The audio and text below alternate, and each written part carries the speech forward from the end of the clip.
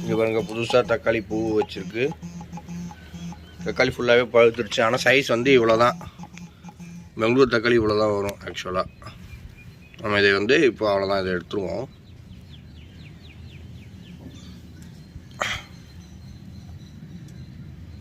இதுவும் ஒரு தக்காளி கணக்கு தான், சின்னதானா. நமக்கு இதுதான் கிடச்சிருக்கு.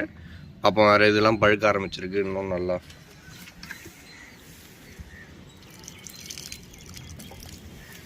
அவரை பூ வச்சிருக்கு பாருங்க.